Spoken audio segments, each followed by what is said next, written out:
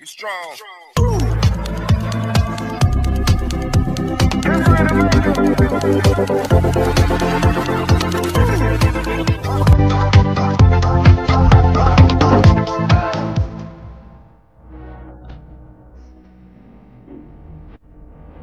Hi! So, andito na nga kami sa Love Lake, Dubai. Ayan. Akit na kami sa taas.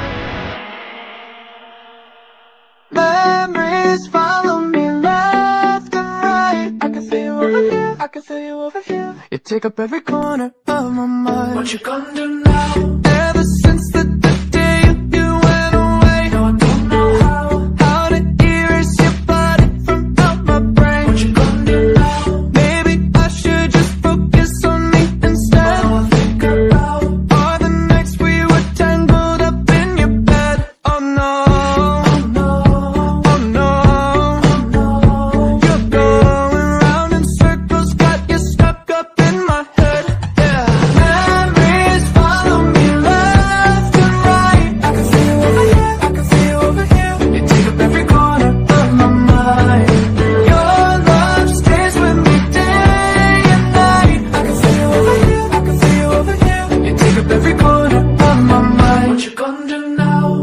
Since the day you went away, tell me how much more do I gotta drink for the pain? You did things to me that I just can't forget. Think about all the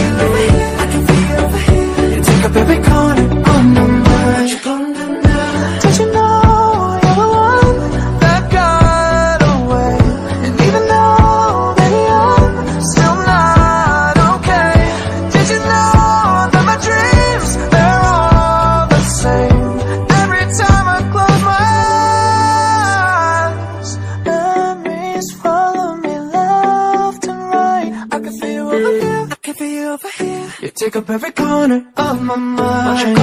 Your love stays with me day and night. I can feel you over here, I can feel you over here. You take up every corner of my mind. What you gonna do now? I can feel you over here, I can feel you over here. You take up every corner of my mind. What you gonna do?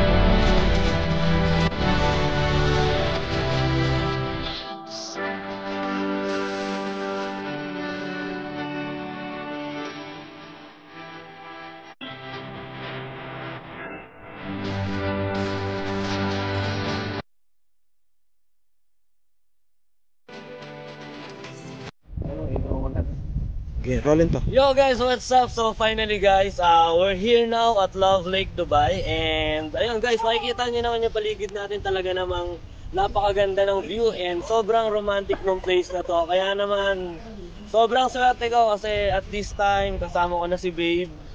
And kaya ayun guys, ngayon sa araw na to, isa kayo sa magiging saksi sa isang magandang isa kayo sa magiging saksi sa hindi malilimutang pangyayari sa buhay namin ni Babe. And handa na ako marinig yung lahat ang gusto ko sabihin para sa pinakamamahal ko. Ayun.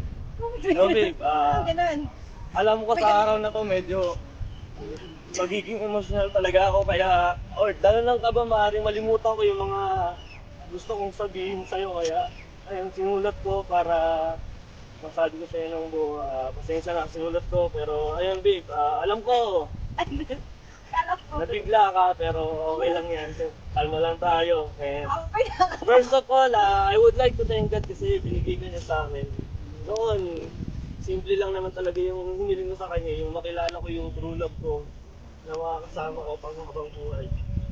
Pero ang galing talaga ni Lord magbigay ng challenge kasi binigay niya sa akin yun, pero yung nasa malayo naman, LDR's life na.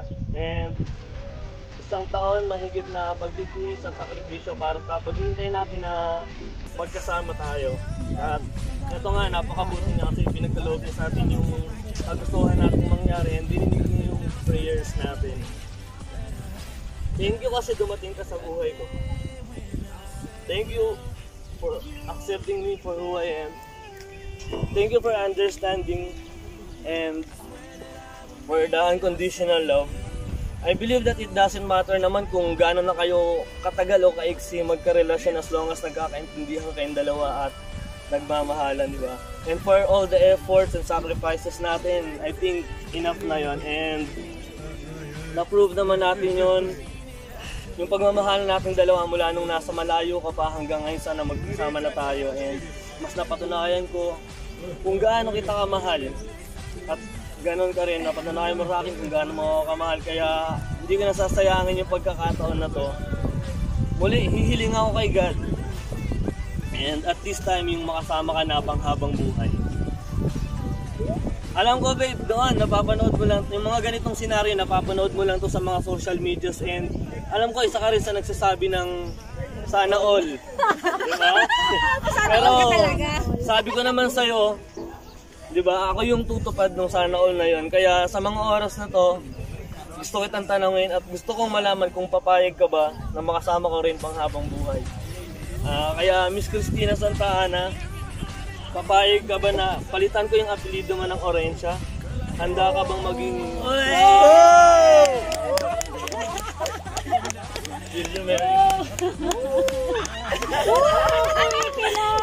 Isipan mo, pag-isipan mo. Yes! She said yes! Yay! Kaliwa ko yung kanan, hindi ko alam eh. Wow! Thank you, babe. I love you. Sweetest yes I've ever said.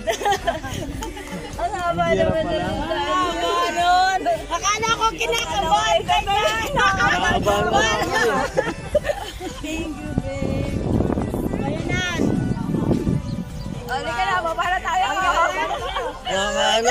Congratulations. Congrats.